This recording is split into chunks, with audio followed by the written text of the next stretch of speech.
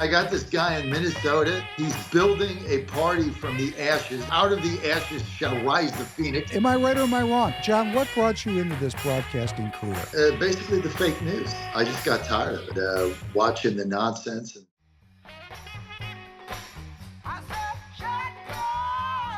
Welcome back to the Professor Penn podcast. Glad you're with us. David Penn, your host. Hope you're well and glad we're all together. I have a very special guest on this Thursday night. I guess I would say a mentor, Mr. John Fredericks, the principal of the John Fredericks Radio Network, a prominent personality in alternative conservative media, someone who has been a wrecking ball of the New World Order because he has been on the Trump train since before there was a train. He has an original seat in the locomotive. And John is joining me today. I am now appearing on his network as a radio personality. I have my own Professor Penn Radio Hour, which John is schooling me up in the art of radio. I'm a late entry. I'm a late bloomer, John. John, welcome to the show. It's good to have you here. Well, I tell you what, if you're a late bloomer, I'd hate to see what you had done as a young man because you're just doing tremendous things, David. I love our partnership that we have. I love our company, Tire Get. I love tires. And but your radio show is taking off like a bat out of Hades, man. It's hot. And people are waiting for that David Penn, Professor Penn podcast because you're really bringing the heat. And thank you for being such an integral part of our team. I appreciate that. John and I, for the audience, John and I don't even remember. How did we meet, John? I think I probably called you because I'm not shy. Steve Stern hooked us up. Oh, Steve. It was Steve-O. Okay, great. Well, Yeah, kudos. Steve said, I got this guy in Minnesota. He's building a party from the ashes. Out of the ashes shall rise the phoenix. You got to call him up because Minnesota is a catastrophe. We got this guy in there that's like he was doing all kinds of things, and you got to call him. So that's how we met. Well, let me just say, I think that what is unique about what I'm doing and what John is doing, there is a lot of podcast, radio, and television and streaming choices for all of you to get your information. And that is great because if we go back when John and I were young, like here in Minneapolis, we had 3 television stations when I came to consciousness, ABC, NBC, and CBS, and that was it. And we had rabbit ears on the televisions. So, at that time, for the boomers, you want to talk about being gum-dipped and brainwashed? The only source of information we had was from those 3 media outlets. And at that time, and I want to be frank about this, in the 60s, we were still in the first or maybe in the early of the second turning. It was very close to the end of the Second World War. There was a heck of a lot more sacred honor in the media than there is, the mainstream media, than there is today. John remembers Walter Cronkite, the Huntley and Brinkley Hour. I mean, this is why you probably went into broadcasting. I mean, this is what you cut your teeth. Am I right or am I wrong? What brought no, you're right, David. John, what brought you into this broadcasting career? Well, listen, basically the fake news. I just got tired of it and watching the nonsense. And, you talk about the rabbit ears on TV. I mean, you had basically a couple people that dominated the news, Cronkite being one of them. He lied about the Tet Offensive. This is one of the things that I, learned from my father, who was just a blue collar, punch the clock union worker, that he basically said the Tet Offensive failed, and that was the narrative written on the Vietnam War, and actually, or the Tet Offensive had been successful, and actually for the Viet Cong it was a miserable failure, but they lied about it because they had a narrative, and that's when the whole thing started. The Gulf of Tonkin was another one. The media lied about what was happening to create a narrative, and they controlled it back then, and it just got worse. And you and I remember even when Ted Turner started CNN, CNN actually did news. I mean, you turned it on, they reported the news. There were very few opinion commentators on it. Remember the first Gulf War? Remember what was it? Bernard Shaw. Bernard Shaw Bernard was Shaw was fantastic. top of the hotel, and the bombs were going off, and you saw the flashes. I mean, that was like, okay, we got a channel for news. That was the advent of cable, and I was a contributor on CNN for a 3-year period during the Trump administration. They eventually fired me, but it got to the point where, I mean, it was just Trump bash 24/7, and it was lies. And so that's where the media has gone. It's fake. It's, I call it the regime media, because they're like Baghdad Bob. I mean, they all lie. And so we needed an outlet for somebody to build a legitimate outlet that would engage Americans and try to tell them the truth. And that's what you and I are doing every day, David. But look, but in order to do that, you got to fund it.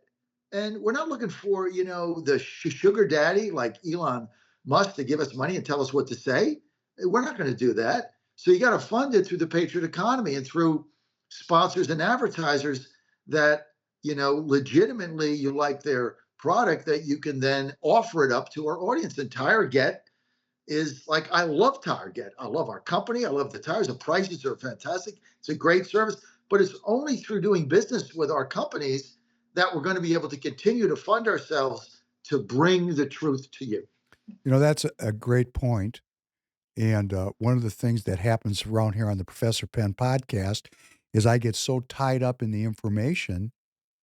We've gone 2 years. This is the 176th podcast. I do an Wow. awful job of promoting the Free People Radio Store and Target. But for the listeners, John and I have formed this association primarily to destroy the narrative of this mainstream media. But closely aligned with that is we're both political activists.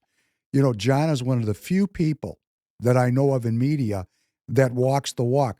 John, are you still, or right now, are you a precinct committee man, or what's your status with the party right now? Well, no, I am.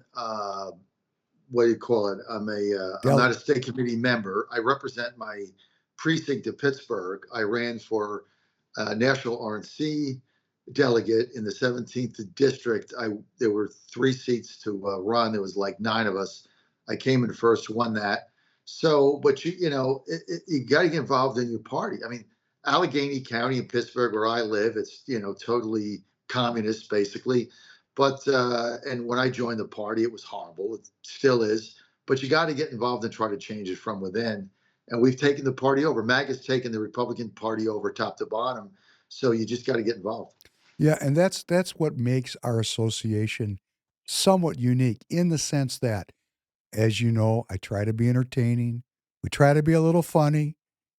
Everybody's got their own thing. John's got a great sports aspect to his broadcasting, which is very entertaining. But the idea is to engage you as an audience participant, provide information that you can't get other places, but ultimately, for as many of you as we can, motivate to get involved with your local political process. Just for example, we were talking before the filming. John is closely aligned with the Trump team. He's a team player. He believes in the American nationalist movement. I believe in it. But the way to express your belief, there's a lot of things you can do. You could write a donation check. I mean, but we're not asking for donations. We're asking you, for example, you got to buy your tires from somebody. You buy them from us, you're supporting this media. But the driving force, I think, for both of us is to ask you to get involved in your local political activity, your local party. We've got rhinos everywhere. John, you can start listing. We were talking about rhinos before we came on air. We were talking about McCarthy. We got a rhino right here in Minnesota, Tom Emmer, the House Majority Whip. Now, Tom's wearing a MAGA hat. Tom's totally pro-Trump until Trump's back is turned. Unless guess what?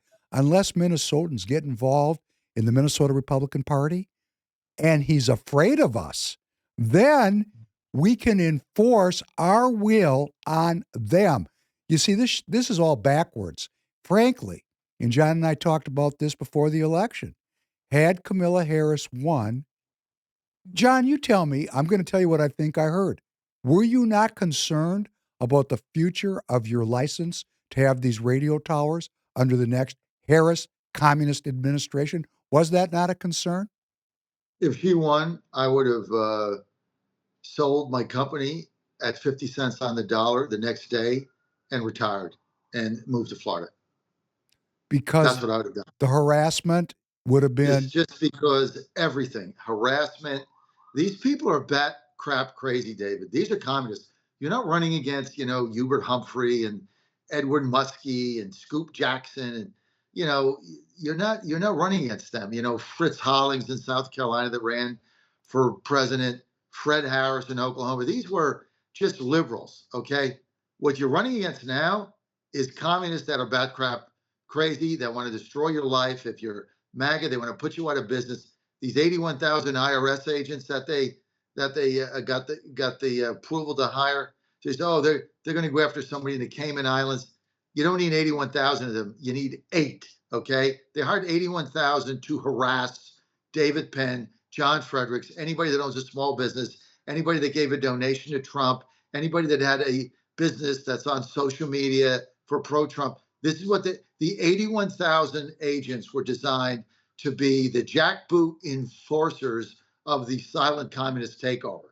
And so her election would have been a catastrophe. All the illegals would have been voting. They wouldn't have stopped it. That's why they wanted that federal voting bill. That's why they wanted, look, Biden he wasted, we were fortunate. They could have had a 3-2 majority on the FCC, Federal Communications Commission, but they wasted 3 years because he tried to get approved a commissioner to be chairwoman who was a communist, an avowed communist, Gigi Schoen, and she wanted to pull the license to Fox News. And he wasted, good for us, it was a 2-2 tie, but he stayed with her for 36 months. Finally, she had to withdraw because she could never get 60 votes needed to get out of there.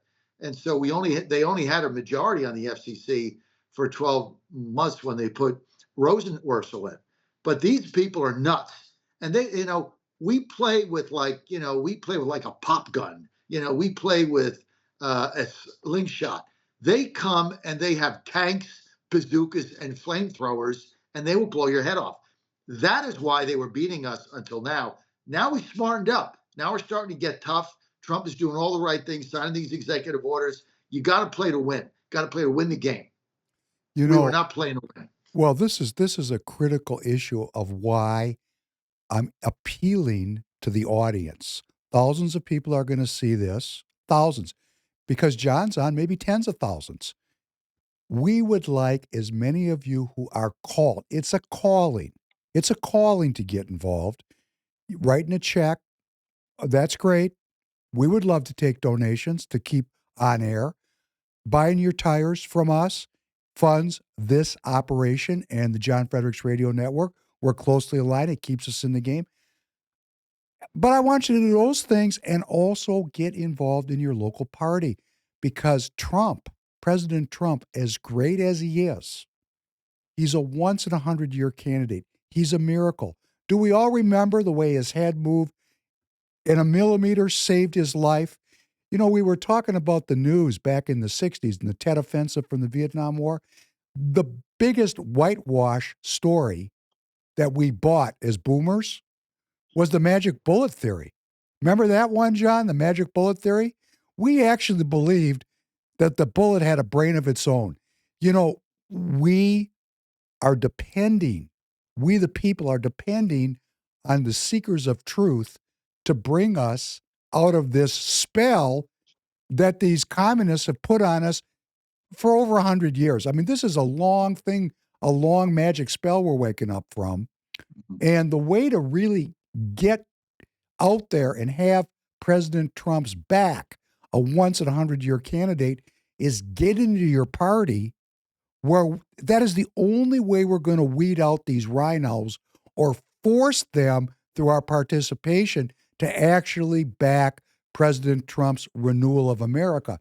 It's not going to work otherwise. And what's going to happen in 4 years? I mean, if we don't keep this going, it will get reversed.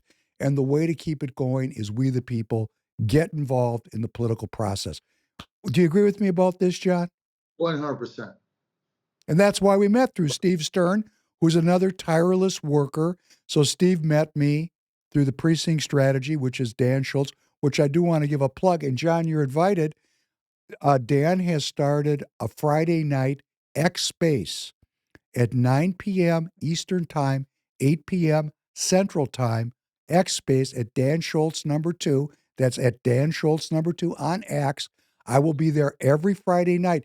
The sole purpose of this X Space meeting is to help you, the American citizen, develop the courage and the strategy and to demystify your entry into politics. You know, they keep it a secret society so you don't participate. They have a bunch of assholes around these parties so you don't participate. But let me give you a blast. If you and everybody you know joins your local party, all the assholes are going to run away. The way to get rid of them and to really make this country a home for our children is for us to participate. And that's what John and I really ultimately, our ultimate goal is to change your mind so that you are willing to get in the game, get off the bench and join the Republican Party of wherever you're watching. Tennessee, Florida, John's in Washington, D.C. Oh, by the way, so you all know, John has moved to Washington, D.C. You all need to follow John. John, can you, we're going to do it at the beginning, the end, and the middle. Let's get everybody tuned into the John Fredericks Network. What are your handles on Getter and what's the handle? One handle. I got one handle for Getter, Truth, TikTok, which I've become a TikTok sensation. Go figure that at my age. But whether it's that, X, Facebook, at JF Radio Show, and I do an update, a lot of updates here. We're going to be covering the White House in depth. You got to lace them up and lace them tight because look what, all that President Trump has done in 2 days. God knows what he's going to do between now and Monday. So this is not for the squeamish. He's got a lot of stuff going on, but we're going to give you full coverage every day right here on the John Fredericks Media Network.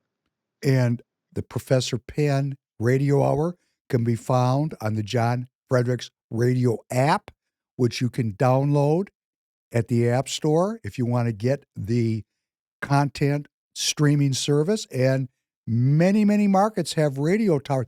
This is another cool thing about John. Well, you're soon to be on smart TV, David, because we're launching our own TV channel on Roku, Apple TV, and Fire Stick.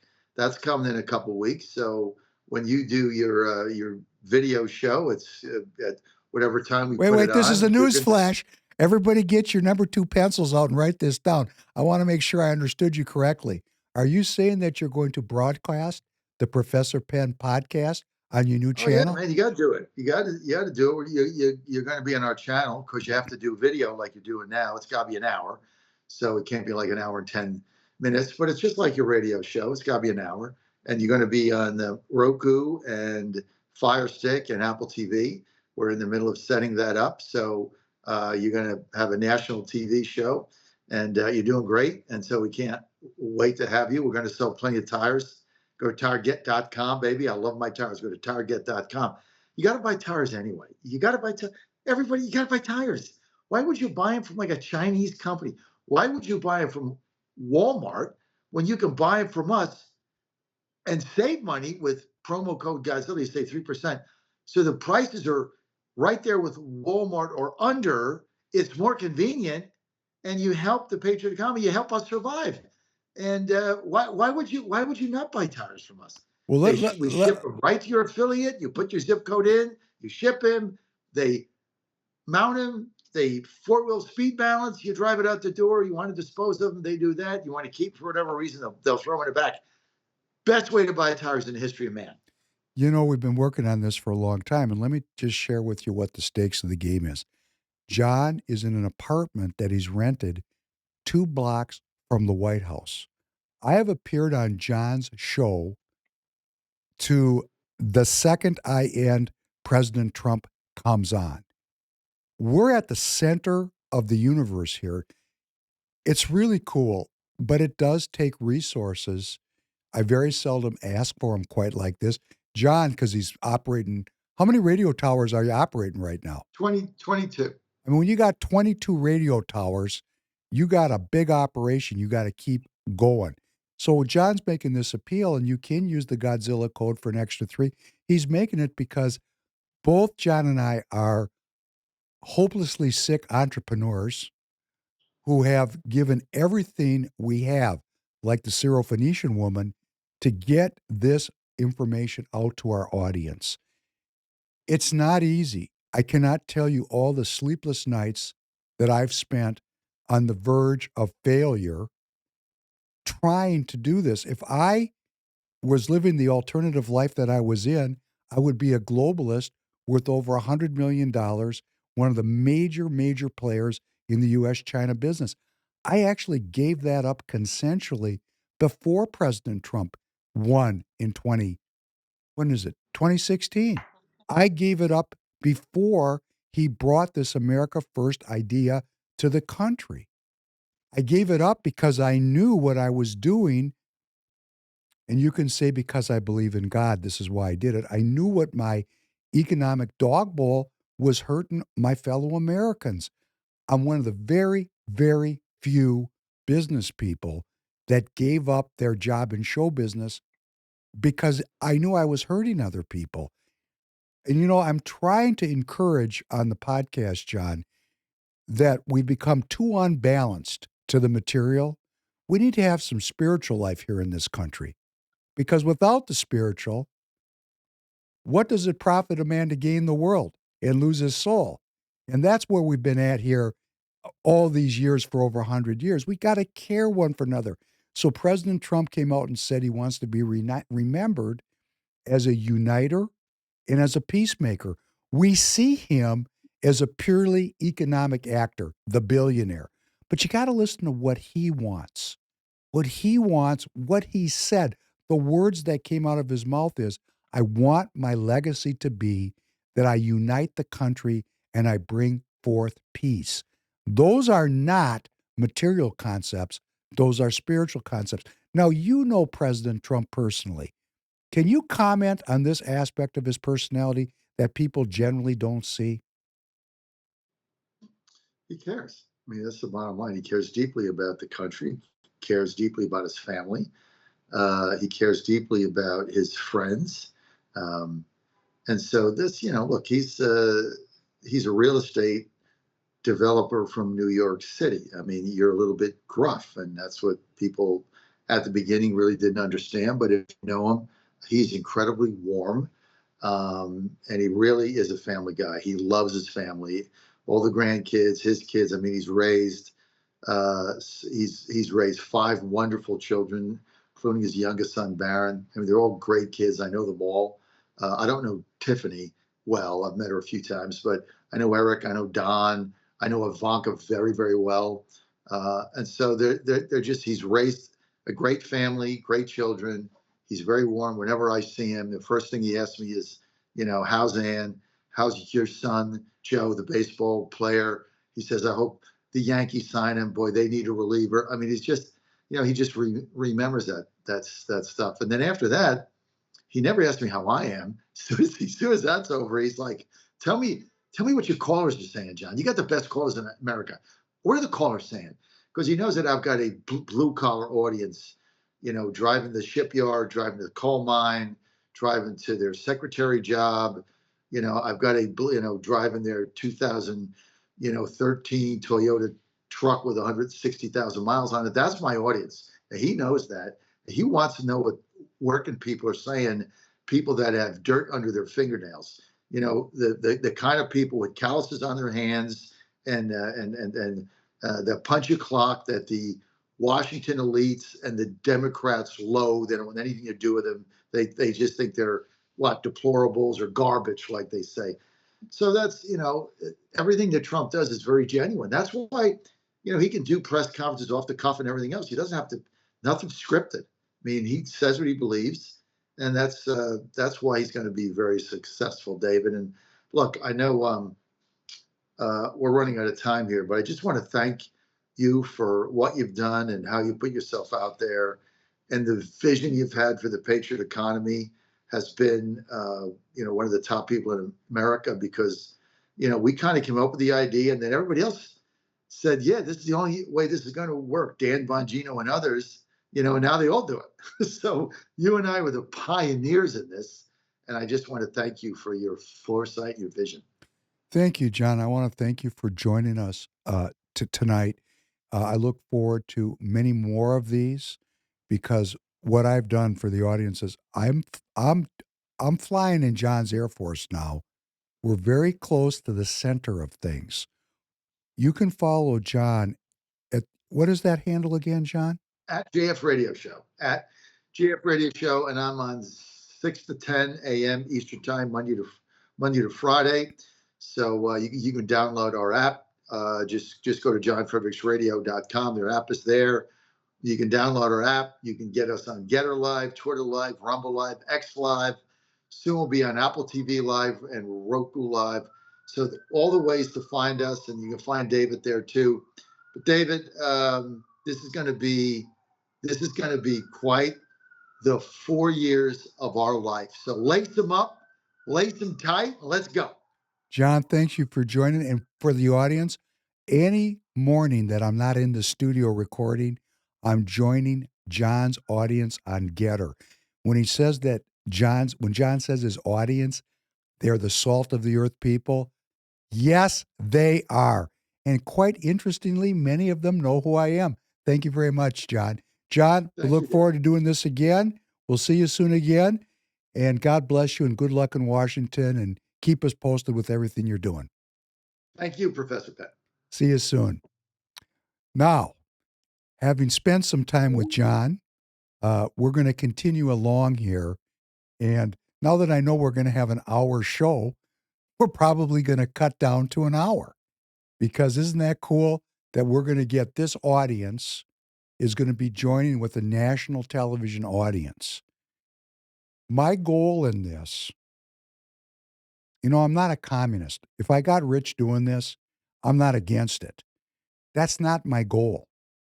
I'd like not to go broke doing it, which I appreciate your support. But the real goal of this is to destroy the narrative of the globalist. This thing is so deep. We're born into a culture. Culture, it's like the Matrix in that movie, The Matrix. It's all around us. We don't even understand why it is we believe what we believe and why we do what we do. Culture organizes our behavior. And when a culture is very hegemonic, as is the New World Order, it's very difficult to get beyond it and see beyond it, because it organizes everything that we see and we think and we feel, how we act. I'm born in the 50s. We just grew up in a country that's an empire. What does that mean? It means that we're an empire, like the Roman Empire or the British Empire. And how do those empires end? They end ugly. And they always end when they overextend themselves, when their holdings in the territories that they're trying to control are so vast that the public treasury is overwhelmed. The debt becomes so great. In the days gone by, what the kings and queens used to do is they would debase their currency, because in those days they had gold or silver coins, and that was value. And what they would do, those monarchies, when the money got tight, is they would take the gold and silver and they would dilute it with dross. And pretty soon, instead of gold and silver, it looked like gold, it looked like silver, But what it really was worthless. And then the empire would collapse because the people one day woke up, and nobody can predict the day, but a day would come and the people would say, man, this is worthless. And the empire would collapse. Now, the PhDs that run the show have studied this and they've weaponized it. In other words, instead of the collapse of the empire, what they intend to do is collapse us and continue their empire. How are they going to do it? It's all about debt. And we all get into debt. I was talking to Tanner just today. Tanner wants to buy a house. I get it. He's a young man. He's got a family. Does he have $400,000 to buy a house for cash? No. He's going to buy a mortgage. He's going to pay $1,000,000 for a $400,000 house. And we all think that that's cool. It's okay. How else are we going to have our own home? And then if we own our own home, let's say we own it, we have property taxes. We can never get free of a system that's based on debt. We can never get free of a system that's an empire that continuously needs money to pacify the citizens while also maintaining our far-flung military expeditions all over the world. We don't even see a way out of this. I mean, do you? Do you have a strategy to get out of debt? I'll give you a strategy. Cut your credit cards up today. Stop making auto pays today. Oh, no, I can't do that. The auto pays, it's so convenient. Yes, yes. You're giving up your freedom for convenience. That's correct. You're giving up your freedom for the convenience of your auto pay and your credit card. You want to do something radical? Really radical. Carry cash. Now let's talk about the cash. It's a piece of paper. It has no value except that you believe it has a value. If everybody in this country woke up tomorrow and said, oh, that has no value, the currency would have no value. It's in our minds. How are we going to maintain the value in our minds? Well, I'm going to tell you how we're going to do it. We're going to stop deficit spending. The debt's at $36 trillion. $36 trillion. And I've said many times on this podcast, $1,000,000 of $100 bills stacked back to back are as high as the chair in your dining room. $1 billion of $100 bills stacked back to back are it's like the tallest building in your state. That's $1 billion. But $1 trillion is farther into space than the space station. And there's 36 stacks that big. It's crazy that we've accepted this. Our president, our new president, is going to unlock the energy potential of this country. He has said it's the Green New Scam. He is knocking out a fundamental support pillar of the New World Order. Remember, it stands on three ideas: that humans are destroying the climate and we're going to kill ourselves because of the way we use fossil fuels. We have to decarbonize. Number one. Number two, colonialism has created tremendous inequality and has discriminated against black and brown people. And we have to redress that inequality with equity. That was Kamala Harris's big deal. It doesn't matter where we start. We all got to have equitable outcomes. We all have to be the same in the end, also known as communism. And the third pillar underneath the New World Order is not a republic. It's democracy. If 50% of the people plus one say it's good, it is.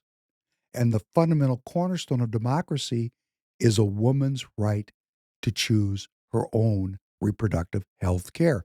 Those are the three ideas that underlie the New World Order. What has President Trump done since he was inaugurated on the 20th, this past Monday? Number one, He's unlocked domestic energy production and declared an energy emergency to facilitate this process of using America's fossil fuel reserves, the greatest on earth, and making America a energy export dominant player. Unbelievable. This is a complete reversal of the New World Order. Number two, he has stripped out of our government and out of our military the DEI initiatives that have been put in place by the Biden and previous administrations, the diversity, equity, and inclusion rules and regulations, which make sure that we have equitable outcomes and eliminate the meritocracy, which rewards excellence and hard work. That's all gone. He's knocked out those two pillars underneath the New World Order. And the third one, democracy, well, he's given them a democracy suppository, hasn't he? The people have used the democratic process to repudiate the New World Order. So, right now, today, at this moment, here, today, the 23rd, right, Tanner? It's the 23rd? It's the 23rd of January, 2025. A window has been opened to reverse a process which goes back to the crucifixion of Christ. Yes, this process that we're living in, and we talk about it on the Professor Penn podcast, you know it. We go back and look at the Bible, we look at the history. This process that President Trump has opened for us is intended to maintain the philosophy of republicanism, because the New World Order, its number one stumbling block is to eliminate republicanism. Then there's the sub strategies like close the border so that weaponized migration can no longer be used as a weapon against the republic. Look at these things and look at them closely and understand that these things have been accomplished by executive order. What does that mean? It means that if President Trump is replaced by a Democrat in 2029, every effort he has made will be reversed on the first day of a new Democrats administration. Yes, they're out there. They're hiding now. And you say, oh boy, President Trump, he's palling around with Larry Ellison and Mark Zuckerberg and Jeff Bezos.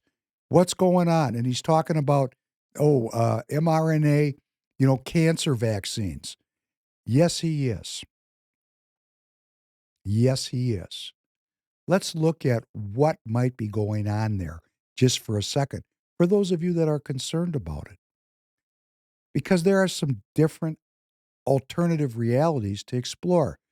Perhaps when it comes to these initiatives, President Trump believes in them. That is very possible. He said today that he wants to make the United States the crypto and AI center of the world. Okay, let's think about why that might be. And I had a long conversation about this with one of my good friends just yesterday, because it's not a surprise to this audience that I am very skeptical of these issues.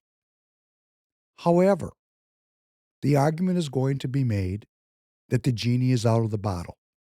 It is. And the argument is going to be made that if America doesn't do it, others will, and we'll fall behind, and we're going to be conquered in this new age of AI.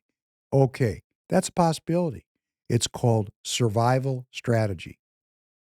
Another possibility, using the old Leninist model about how to deal with the opposition, the best way to lead and control the best way to control your opponents is to lead them.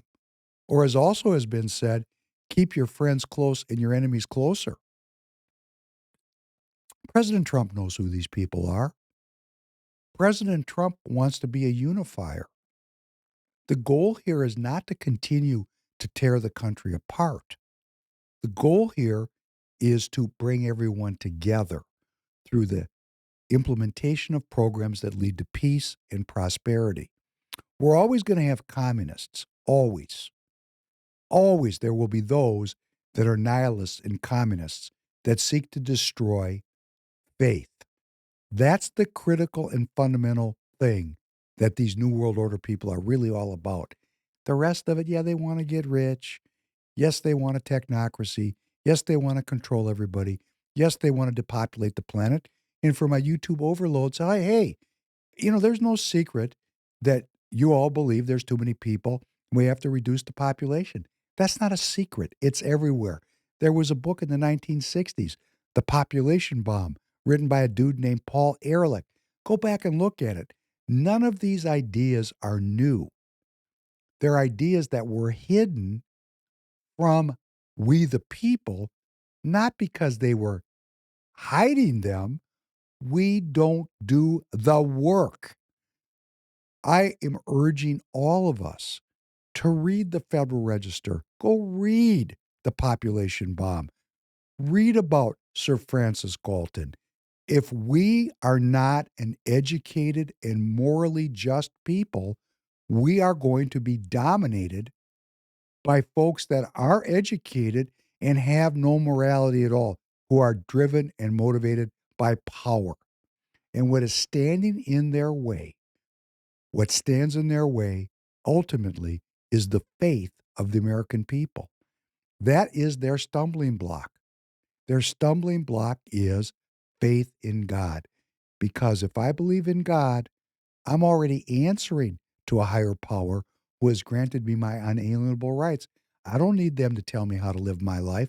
I already know how. In fact, I reject anything that they tell me to do that is not between me and my God. And you look at what the New World Order here in this country has proposed for us, and every significant initiative that the Democrat has proposed and has championed these so many years, going back over 100 years, is a reversal of what is granted to us as people of faith. For example, you can't eat meat anymore. You know that. You know that eating meat is bad for the planet. You know that. It's constantly drummed into our head. We have meat alternatives. You could be a vegetarian after all. Well, I'm going to give you a blast. I tried to be a vegetarian because I grew up in the New World Order. I grew up in the 60s. I grew up in the 70s. There was a tremendous pressure upon me to be a vegetarian because of these environmental issues. I believed it. I tried it. And guess what the outcome was? I was sitting with the guy who, one of the most deadly people I ever spent time with, a guy who liked his work. And we're having lunch, and he had a Polish sausage and some watermelon. And I was having my vegetarian meal, and he looked at me and he said, "What's that rabbit food you're eating there, Penn?" I said, "Sir, I'm a vegetarian." He said, "You see those incisors in your mouth? Those are there for a reason. You are supposed to eat meat." I said, "Sir, not necessarily." He said, "You know what? You see what's on my plate? Some meat and some watermelon. That's balance. What you're doing is very unbalanced." And I thought about that. And I said, man, maybe I need to experiment with a good ribeye steak again. And you know what happened? I did it. That's my personal life path. For my body, for my biology, my health was better. So this thing goes back to the way back, the idea that I can't eat meat, even though it says back thousands of years ago that God granted the right for man and woman to consume meat as much as we wanted to until we were satisfied. So that's a reversal. I'm just talking philosophically. I'm not even trying to get into it theologically. I'm saying philosophically, there was a philosophy in the Old Testament that said man can eat meat, women can eat meat, and it was reversed by the New World Order. That's just one little one Think of the next one. I'm going to let you think about it. Like, for example, thou shalt not kill. That's a pretty obvious one. Cain slew Abel. Cain slew Abel. Cain, where's your brother Abel? Well, I don't know. Am I my brother's keeper? Cain, your brother's blood cries out to me from the sand. Killing is forbidden. Yet, we've erected all these reasons why killing is glorious. And I'm going to tell you, I spent a lot of time, 22 years of my life, learning how to kill people. So, uh, that's culture. That's culture. And I remember a very good friend of mine looked at me one day and goes, David, I'm quitting. I've killed my fill. I don't want to kill anybody else. And this guy was a maestro. So I'm just going to say we grow up in a culture of death. That is a reversal of a culture of life. Why do I say it's a culture of death? Number one cause of death on planet Earth last year was abortion. 54 million people killed by abortion. Look at all the wars going on. Everywhere is a war. Look at our economy.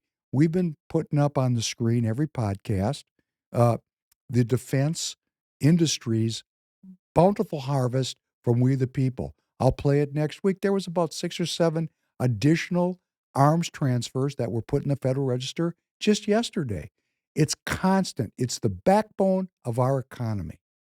If President Trump is going to say he wants to be a unifier and a peacemaker, oh, if he's a peacemaker, well, hey, if you don't use the inventory, the orders are going to slow down. Remember, if you're in the defense contracting business, you can't sell more articles of war unless the ones you've already delivered get used. If they don't use them, the inventory backs up, the orders slow down, the factories get closed. Now you have to make the decision. You, an American citizen, do you want to live in a country that the economic backbone, the spine of the country, is dependent on human suffering and human death? Is that what you want to do? I mean, I'm not here to tell you what you believe. I'm telling you what I believe. I believe you live by the sword and you die by the sword.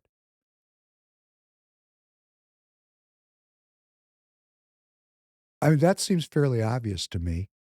Uh, and having seen some friends of mine die, uh, you know, F around and find out, right? So I am trying to, in the Professor Penn podcast and what I'm doing with John Fredericks, what I'm doing with the radio show, I'm trying to plow ground that most of my competitors or co-creators really don't want to do. Um, I'm not saying we disarm the United States of America. I'm not saying we don't have a defense capacity. I'm saying we're offensive. I'm saying that our offensive spending on military capability scares other countries, and then they increase their spending on military capacity, which scares us, and we're caught in this, what has become what we would call a Texas roundup. And what's a Texas roundup? That's when a bunch of cowboys stand in a circle and draw their 6 guns and start blasting away. And when you do that, everybody falls down dead. Isn't that intelligent? Texas roundup. Who stands in a circle? Well, you got Russia standing in the circle, and China standing in the circle, and North Korea standing in the circle, and the Iranians are standing in the circle, and the Israelis are standing in the circle, and the Ukrainians, and all the NATO countries, and the United States of America. And we're all standing in the circle, pointing nuclear weapons at each other. And we live with this because it's our culture. You and I accept this because we don't think we can change it. If you really think about what's in your heart right now, you're resigned to it being the way it is. Really, we've given up. And why do I know that? Because in primaries, in most states, the average primary turnout in a Republican primary is 20% of the Republican voters. 20%. We barely get over 50% in most general midterm elections. Less than 1% of the people are participating. It's probably less than 1/10 of 1%. For sure it is. Very few people in this country participate in politics. We've all got something better to do. I get it. I'm hanging around in the Republican Party in Minnesota. They got a new chairman here, Alex Plekish. I hope he changes. I'd love to work with him if he does change, but I've worked with him for many years. And Alex and I don't get along. Why don't we get along? Because we don't agree with each other about the politics that needs to happen here in Minnesota. Okay, but I'm alone by myself. I mean, there's other people in Minnesota. There are. There's a growing citizens movement here in Minnesota and in your state too. But in every state, there's a party apparatus that is dominated by rhinos. Every state. I was listening to President Trump brag about Oklahoma. Now, I got a lot of business in Texas, so I'm pretty familiar with Oklahoma. And you know, in Oklahoma, in the last election, every single county in the state was red, 100% red. Yet, Oklahoma has brought us Senator Langford, Senator Langford, who was a co-author of the immigration border bill, which was going to memorialize the migrant invasion to the tune of almost 4 million people a year. That was brought to us by a Republican senator Langford from Oklahoma, because his state is dominated by rhino Republicans.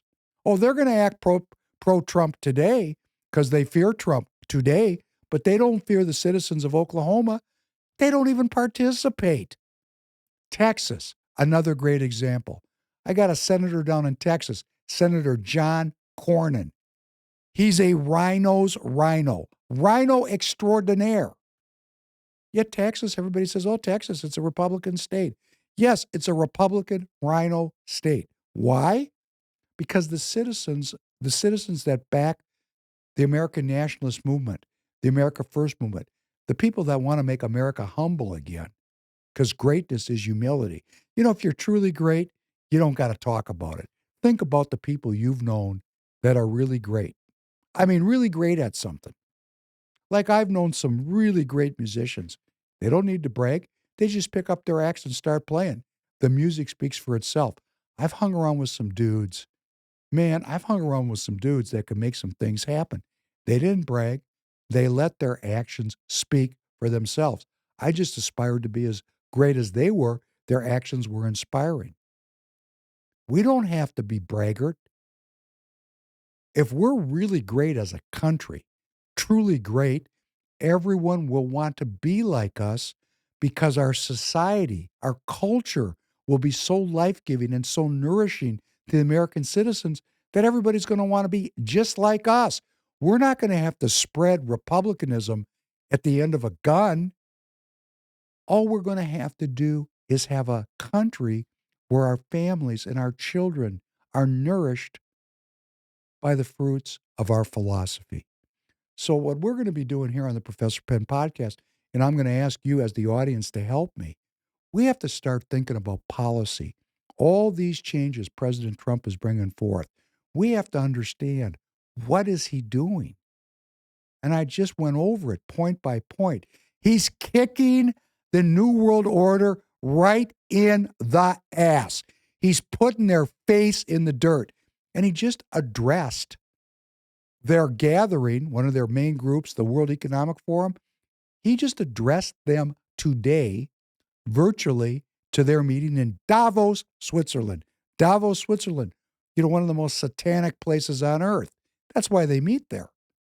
And he told them that America was back, that America was going to do this, that, thus, and so. All these different executive orders that President Trump has unveiled, he put it right in their face.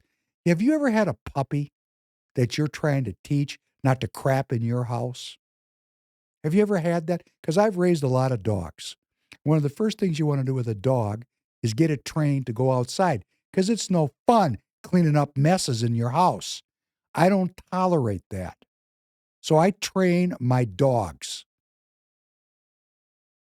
That's who these people are. They have no spiritual life. They have no faith. They've proved to me they hate me. They've proved to me. Listen to what John said. John said if Kamala Harris had won, he would have sold off his company at 50 cents on the dollar and run away because he's so prominent. He was certain he was going to be harassed. And so was I. I said on a previous podcast, if Harris had won, I mean, half the well, I said 20%. I don't know what the percentage is. I'm making it up. But a lot of the people that you listen to and follow would have run away because it takes real courage to do this when the tyrants have full control. What President Trump has done, we, the people, have empowered him with our energy. He represents us. We have made him into a superhero. He is like a Samson with super strength holding the walls of tyranny away from us. Like he's got his arms out and those walls are pushing in to crush us because that was their intent. That's why I say they're like dogs. They got to be trained. They're not going to give up. They're not going to give up in your state. The globalists, the rhinos, the people that do it for power and not for love, they're not going away. They're evil people. The core of them are super evil. They're super villains. They're in a secret society dedicated to destroying Christ on this planet. That's what they get up to do. That's what they go to sleep to do. That's the sum total of their life's efforts. Destroy the faith in God. That's who they are. So when I say they're like dogs, hey, you know what? Have you ever put a dog down? Sometimes you got to do it. I mean, I don't feel bad about it. They made all that fun of Kristi Noem because she took and put a dog down.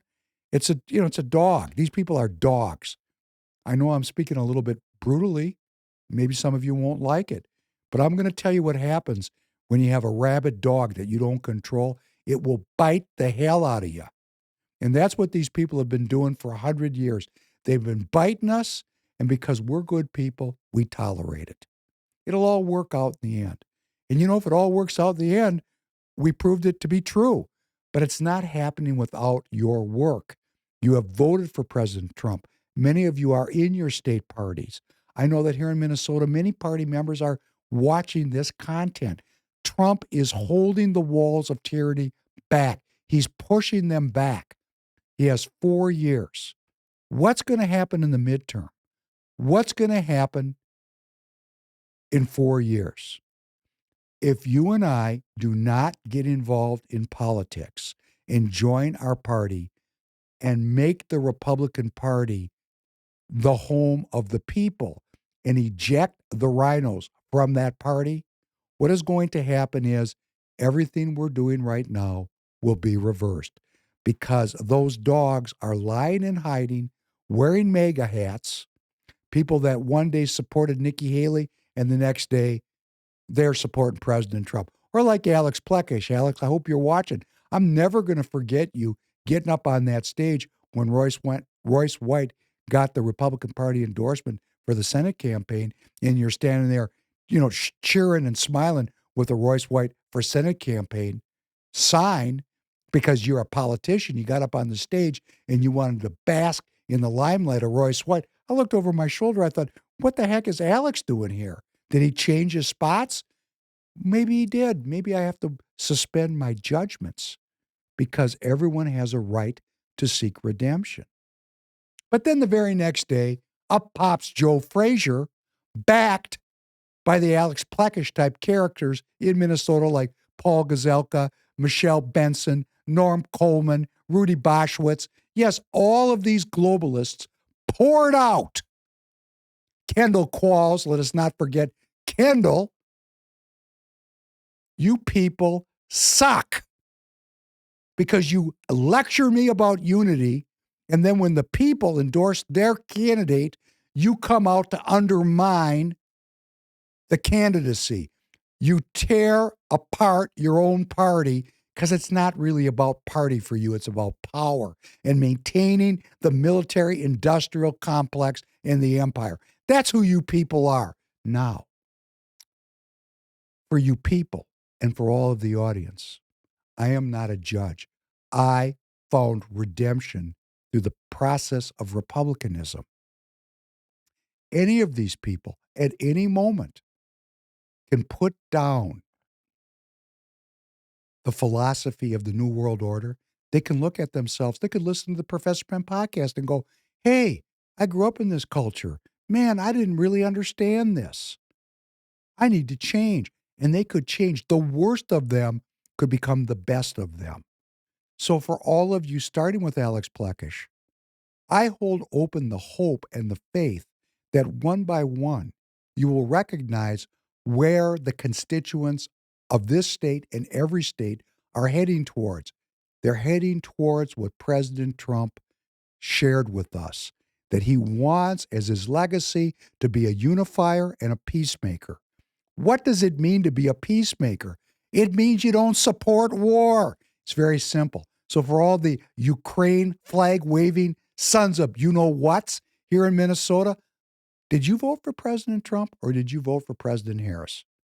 Oh, like Michael Broadcorp, a Republican? No, you're not a Republican. Get off of the Republican Party. Stop reporting on the Republican Party. Go report on the Democrat Party. Michael, you can do a lot of good in that party. Go there. We don't want to hear from you anymore unless you're going to go online and repent of the decisions that you have made. And the same thing goes for the Dustin Grages of the world, the people that have no moral center, that are seeking clicks and followers, which I am not. Again, if all of a sudden, for some reason, I had 10 million followers, oh, what a responsibility it would be for me. What a challenge it would be for me to have to live up to such a responsibility. What an opportunity. And yes, I want that, not because I want to be great, but because I want my country to become humble again. I want a great country where every citizen's rights are protected, where the rights of minority people are protected. I don't mean minority in terms of skin color, I mean in terms of political philosophy. I want a country that is so strong and so righteous that every citizen's rights are protected, that every citizen has a chance to find gainful employment. I want to see our educational system completely reworked. You know, there's a leader of the St. Paul Teachers Union here in Minnesota who wrote a letter that we're going to cover next week on the podcast, where she actually talked about fighting the president.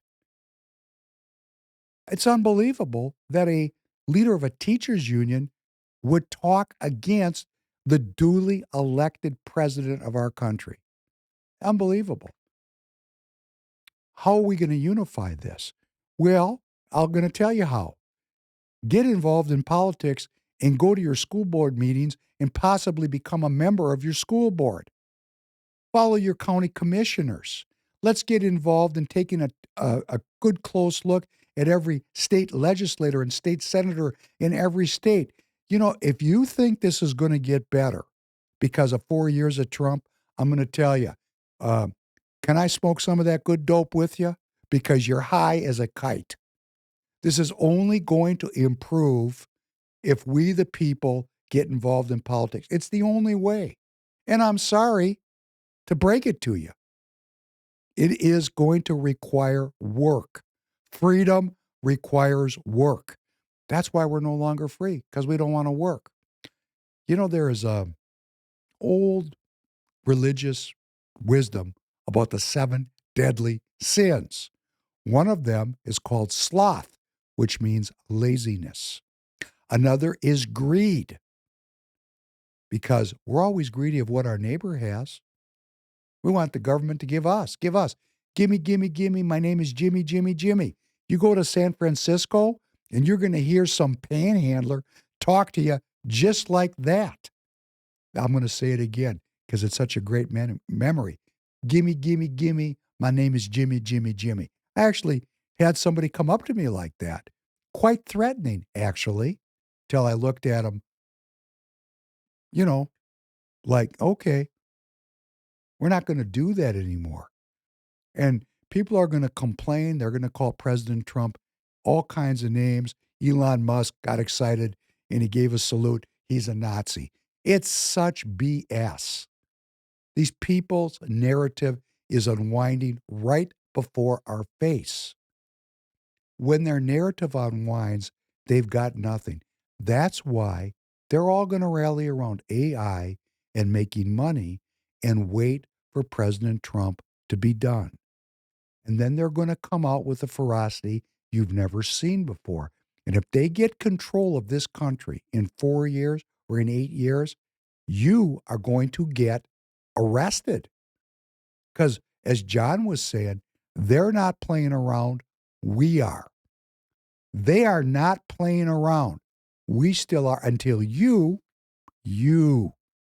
like Susan, to the streets. Susan, please go to your political party and get involved. I am going to be every Friday night from now until when there is no end Friday night. Every Friday night, I'm going to go on X. Okay, some of you don't want to be on X. I get it. You don't want to do social media. I get it. Please get an X account. X is a place where there's freedom right now, relative freedom. And go there and find Dan Schultz 2, Dan being the progenitor of the precinct strategy. And every Friday night at 9 p.m. Eastern and 8 p.m. Central, I will be at an X Spaces that is dedicated to helping you get involved in your local party because your local party is a secret society. Most people have no idea how to get involved or what to do when they get involved, which puts you at a great disadvantage. I had an asshole here in Minnesota, a guy named Joshua Colburn. And yes, I'm calling you out, Joshua, because you've made one of the most asshole comments I've ever heard. I wanted to put on the SD45 website a flow chart of how the Republican Party of Minnesota functions. And Joshua said to me, "You can't do that." And I said, "Why?" He said, "Well, you can't tell people how this works. That's our proprietary knowledge." I said, "Proprietary? You mean like a secret?" He goes, "Yes, that's our power." And I thought to myself, you asshole. You miserable asshole.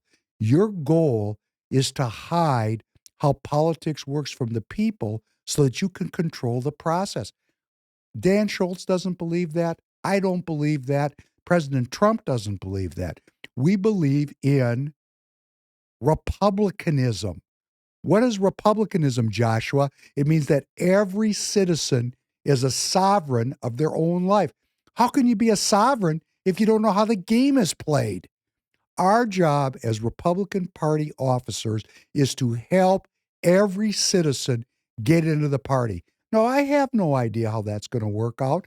It may turn out here in my backyard that there's more neocon warhawks than there are people that want peace and prosperity. Okay, I'm not going to block somebody from getting in the party because they don't agree with me. I'm going to call you out, but you have every right as a neocon warhawk or as a racist or as an anti Semite, and we got plenty of those racists and anti Semites in these parties, you have every right to participate in the Republican Party or the Democrat Party. We welcome you, whoever you are. We welcome you. And then we have a thing called the vote. And we're going to vote. And we're going to see who's got the juice. So if you believe in this country, and you support President Trump and you believe in peace and prosperity, get off the couch and get in the game. Come to the X Spaces on Friday night. And here's what we're going to talk about. One subject dominates this X Space. How do we get rid of the rhinos in the Republican Party? Isn't that a concern? You know, I go to the Getter chat on John's morning show. Just go to Getter, Go find John's channel there, and there's a fantastic live chat, and it's people from all over the country, thousands of people participating, and they're all ripping on the rhinos. Got to get rid of the rhinos. Got to get rid of the rhinos. Got to get rid of the rhinos. What action are you going to take to get rid of the rhinos? Because, complaining isn't going to get rid of them. Writing a check to your party is not going to get rid of them. There's only one way to dislodge these people from the Republican Party, and that is we need more votes in the party of American citizens that back and believe in republicanism, not the Republican Party, which is over half controlled by Democrats. Because if you believe in an empire, if you believe in debt, if you believe that the people don't deserve to know how politics works in this country, you are a member of the New World Order. That's who you are. Sorry, any of you who hear this who are pissed at me, like Michelle Benson or Kendall Qualls or Norm Coleman, any of you, at any moment, God can touch your heart and you can look back on this and say, wow, think of General Flynn. Think of General Flynn. Everybody acknowledges that General Flynn, who follows him, is a patriot and a supporter of the American national movement. And people think he's kind of goofy, some of them. And he says some things that are out there. I get it.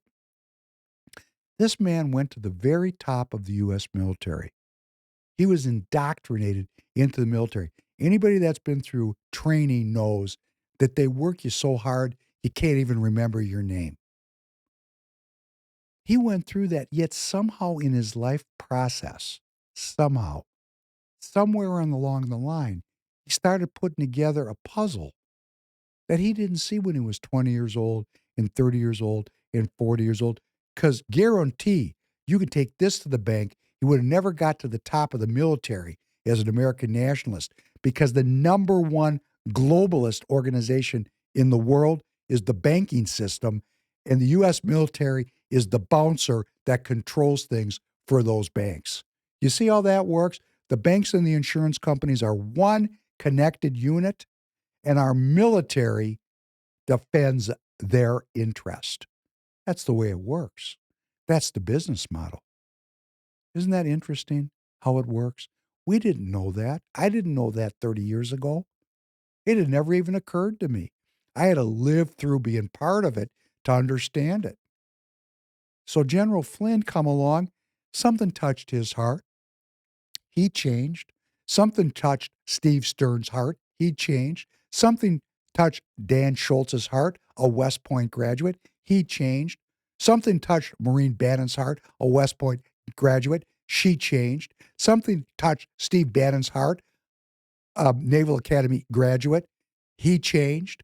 Something changes in people when they open up and search for truth. So for all these people that I ripped on tonight, hey, I'm not a judge. I'm just commenting on what you've done. I mean, it's public record. You can't hide it. It's not me making it up. It's written down. The evidence is there of who you are because of what you've done. But we've all done things in our past. Republicanism is a process that leads to redemption of the human soul. It's a philosophy. It's not a political party. It's a philosophy of life. It's a philosophy that makes me responsible for my own life force and makes me a sovereign of that life stream. I am the king of my own existence.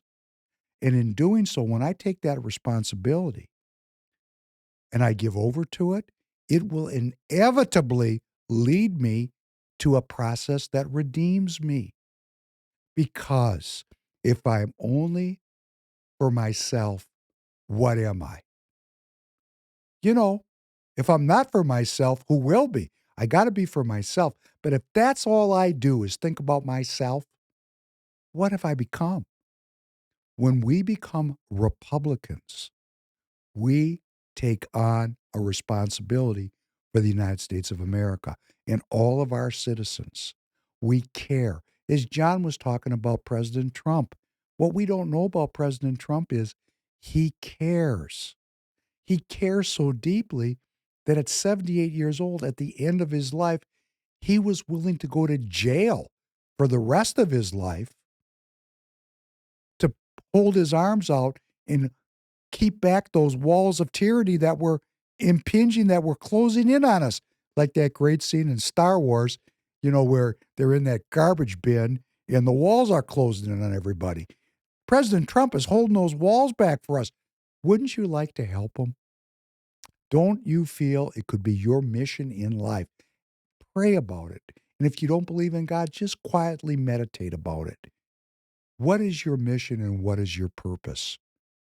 What are you going to give over to? What better thing do you have to do than to save your country from tyranny? I can't think of anything better. And when you make that move, when you cross that threshold, it takes some time. It's not an overnight process. When you cross that threshold, you're changed. And anything that you did that you carry, baggage, divorce, adultery, maybe you killed people, cheated, stole, whatever, in the dark of the night when you're all alone, when it's just you and your memories of the horrible things that have been done to you and that you have done to others, when you pick up the mantle of saving a country, I will guarantee you, you will change. It'll be a baggage drop. Those things will no longer matter. You will be redeemed. I played on the last podcast, Norm Coleman introducing Pete Hegseth, and I was very introducing Pete Hegseth to the Senate committee, the hearing committee that was reviewing his nomination to be Secretary of Defense, which is an ongoing drama. Um, I was very critical about it because I said, okay, Norm Coleman is there as the director of the Republican Jewish Committee, and what he's doing is he's giving Hegseth the stamp of approval for the Israel lobby. And that actually was true. But nobody's hegemonically good, bad, or this or that or thus or so. I actually like Norm Coleman. I've known him for a very long time. He has some really great aspects about him. He's a very likable man. And he said something that was very religious. And I didn't comment it on the last podcast, but it's pursuant to this part of my presentation tonight. He said, don't fall into the trap of judging a person based on the mistakes they've made at another time in their life. That people can change. And that when they change, they can become the most phenomenal leaders. And we've talked about that a lot. The Jewish concept is the word bal tshuva, a returnee. In other words, if you've never sinned or you haven't done anything horrible and you follow all the rules and you do everything right, you're a righteous person. You're a good person. Like my friend Brad in California. He's a righteous man. Righteous. Does everything right. Never been divorced, raised beautiful kids, operates a great business, gives lots of charity, does lots of good things. He's a good man. Doesn't lose his temper, stays in good shape, exercises every day, eats right. I mean, I can't think of anything I can say that's critical of Brad.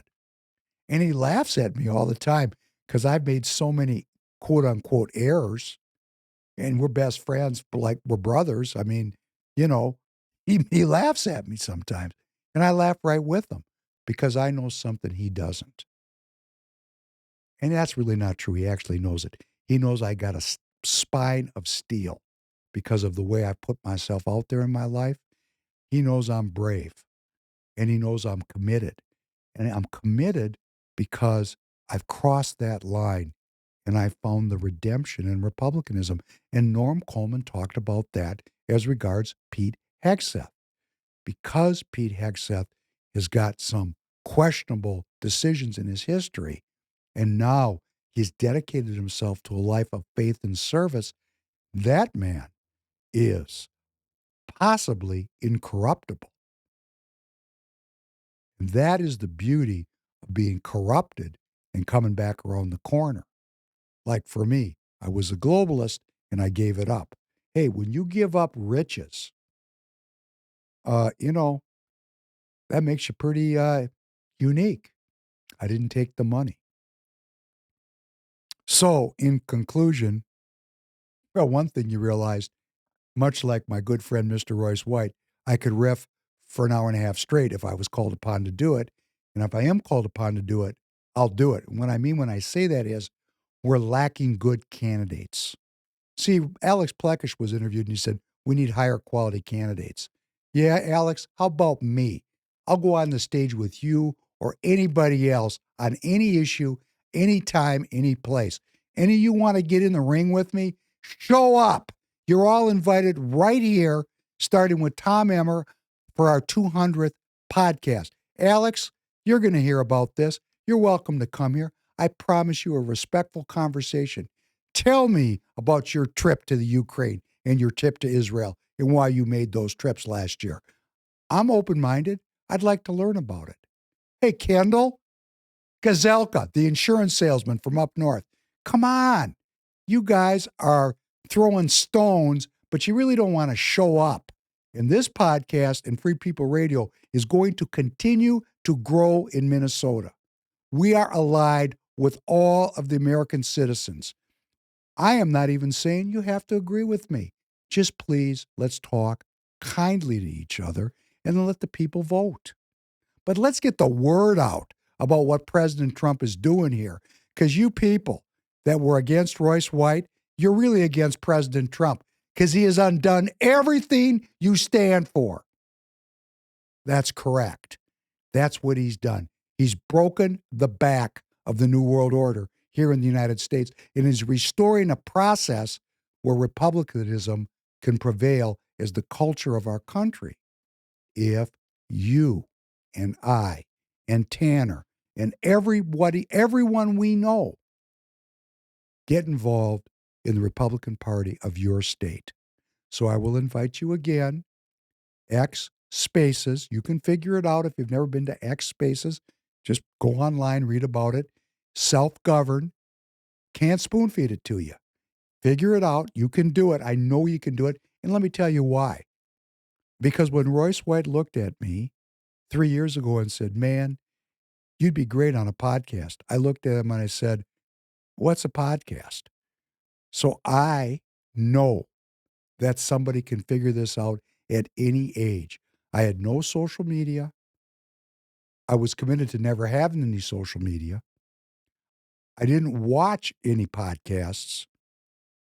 And yet, here we are just a few years later, and I've developed all these core capabilities that I want to share with you. So come to the X Space, 9 p.m. Eastern, 8 p.m. Central, Friday night at Dan Schultz #2, Dan Schultz 2, and I will be there, and we will get a wave of citizens organized to back up this nationalist movement so that it does not end up being just a blip, a mere footnote on the path to tyranny. If you like freedom, if you understand self-governance, you will be there. Find the backbone. Oh, I'm busy on Friday nights. Change your schedule. I really don't want to be involved. Grow a spine. If we don't do it, we lose. If I'm being rather controlling and directive, it's because this is a military moment. Show up. It's not a great way to keep an audience. I get it. For those of you that can't, you can buy your tires from TireGate. You can buy something from the Free People store.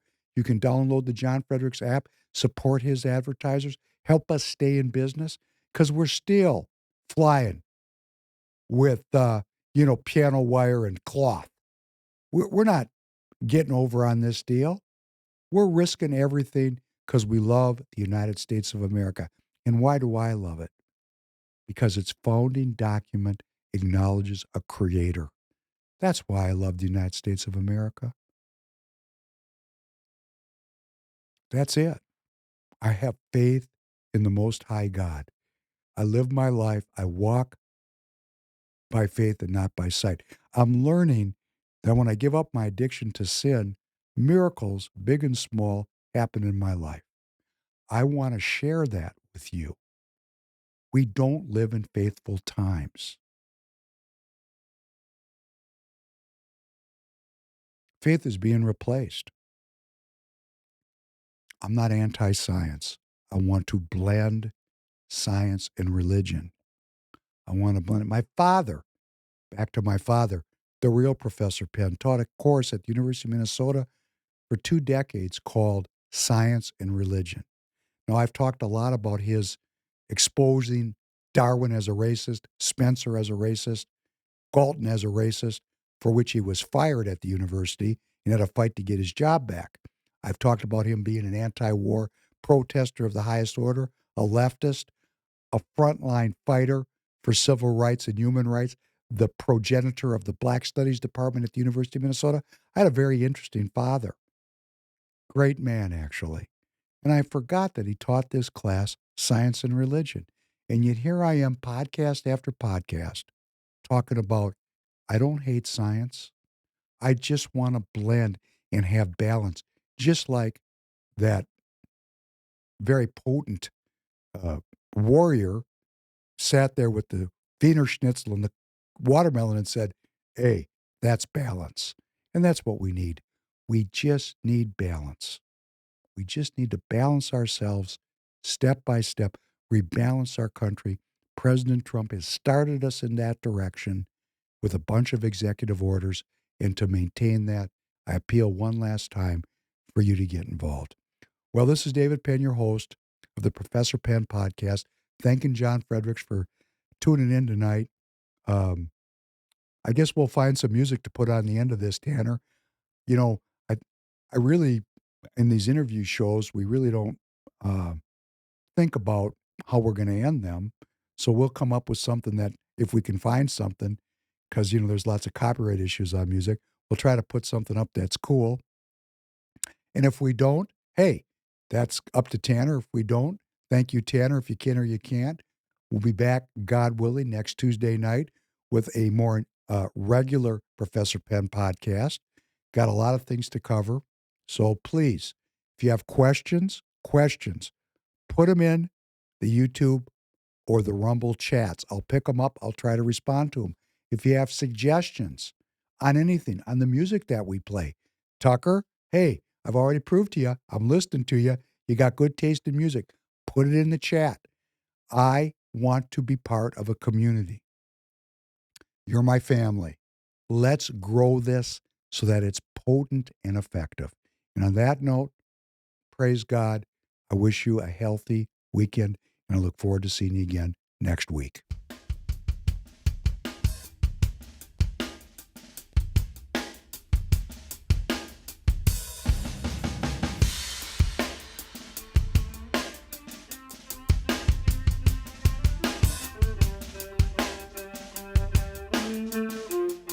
Rival gangsters sit down to plan an after-school program.